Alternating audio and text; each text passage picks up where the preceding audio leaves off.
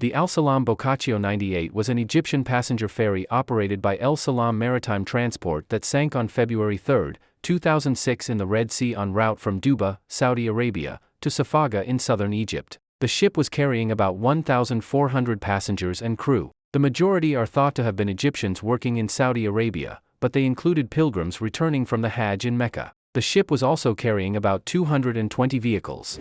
No Mayday had been heard from the ship and poor weather conditions hampered the search and rescue operation. 388 people were rescued. While underway in the Red Sea approximately 2.5 hours after departure, the fire alarm sounded, and crew members started fighting the fire with different means on board. As a result of the fire mitigation, the scuppers were blocked, and the accumulation of a large amount of water, coupled with the weather conditions, finally caused an excessive list of the vessel to starboard. Attempting to correct the list, the master began ordering ballast water operations, leading to a further increase of the list of the vessel. As a result of the list, seawater ingressed into the vessel. Consequently, the vessel sank approximately 57 miles from its port of destination, the Egyptian port of Safaga. Several theories have been put forward about possible causes of the sinking.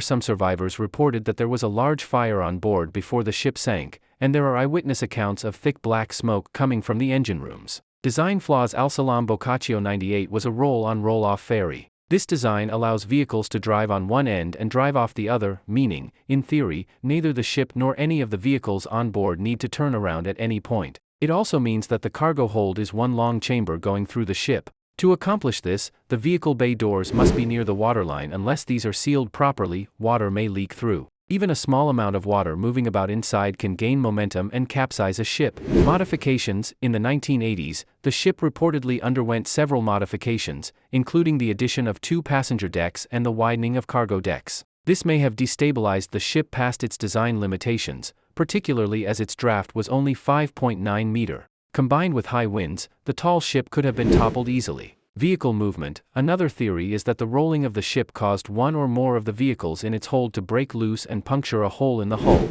thereby allowing seawater to flood into the vessel. The Red Sea is known for its strong winds and tricky local currents. The region had been experiencing high winds and dust storms for several days at the time of the sinking. These winds may have contributed to the disaster and may have complicated rescue efforts. On February 2, 2006, the Air Sea Rescue Control Room at RAF Kinloss in Scotland detected an automatic distress signal relayed by satellite from the ship's position. The alert was passed on via France to the Egyptian authorities. On February 3, 2006, some lifeboats and bodies were seen in the water. At least 314 survivors and around 185 dead bodies were recovered. Reuters reported that dozens of bodies were floating in the Red Sea. Rescue boats and helicopters searched the area, including 4 Egyptian frigates. Italian Coastal Patrol Unit ships patrolled for more than 90 hours in severe weather conditions, and 8 survivors were rescued by MFO Esplorator-class vessels Vedetta and Sentinella. In July 2008, the owner of al-Salam Boccaccio 98, Mamdouh Ismail, along with his son Amr Ismail and 2 others, were acquitted of wrongdoing in connection with the disaster by an Egyptian court. An earlier parliamentary inquiry blamed Ismail's company for the disaster, saying they had operated the ferry despite serious defects. Also, the recovered data recorder proved that the ferry's owner knew there had been a fire on board, but gave orders to continue on instead of returning to port as the captain had requested. Family members of the victims felt the ruling was brought about by corruption, as Ismail is a member of Egypt's upper house and is very well connected. On March 11, 2009, after the initial acquittal was overturned in a hearing presided over by Judge Khaled Badr Eldin, Mamdouh Ismail was sentenced to 7 years in prison. 2 other employees of the company were sentenced to 3 years in prison each.